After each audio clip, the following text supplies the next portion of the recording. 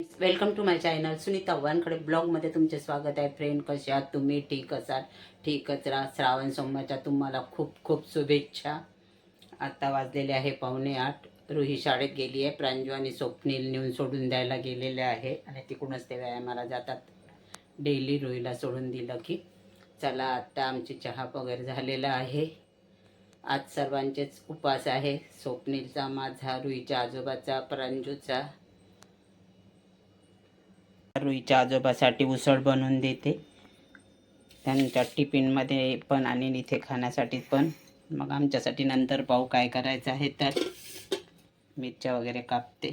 चला, कारण त्यांना लवकरच जावं लागते. चला, उसळ बनवून घेते आता मी. आज मी उकडलेले आलूचे पराठे करते. मी आलू उकडून घेतले कारण स्वप्नील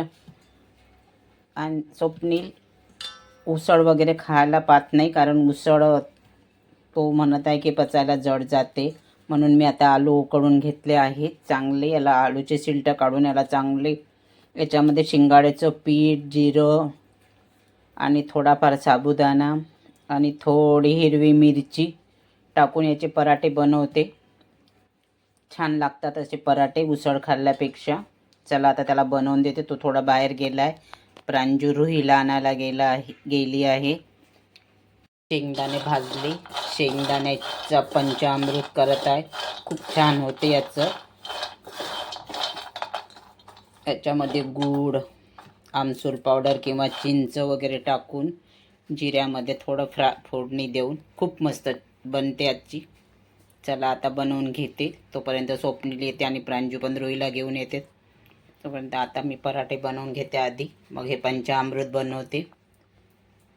आज सोमवार असल्यामुळे सगळ्यांचेच उपवास होते. श्रावण सोमवार, दुसरा श्रावण सोमवार आहे हा.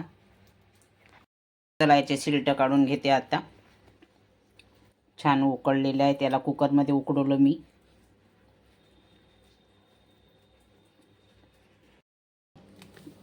बघा, हे शिंगाड्याचं पीठ आहे. त्याच्यामध्ये थोडं शिंगाड्याचं पीठ टाकते. जसं जसं लागेल तसं तसं टाकायचं.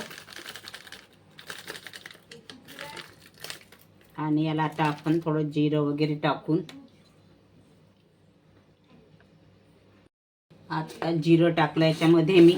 बघा, आणि आता हे सेंदी मीठ. आमच्याकडे सेंदी मीठ जास्त भरूनच राहते.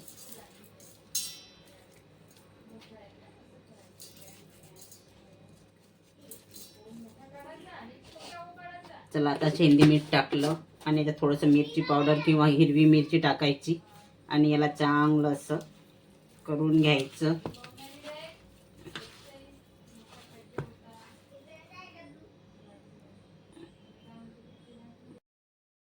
थोडा भिजलेला साबुदाणा पण टाकला याच्यामध्ये. थोडंसं छान वाटते दिसायला पण पराठे. छान मस्त तव्यावर तेल टाकून साबुदाणा पण थोडा टाकल्यामुळे बघा थोडं टेस्ट येत आहे त्याला साबुदाण्याने, आणि दिसायला पण सुंदर वाटतो. बघा, खूपच छान बनलेला आहे. तयार झालेले आहे गरमागरम पराठे, आलूचे पराठे. आणि हे मी शेंगदाण्याचं पंचामृत बनवलेलं आहे.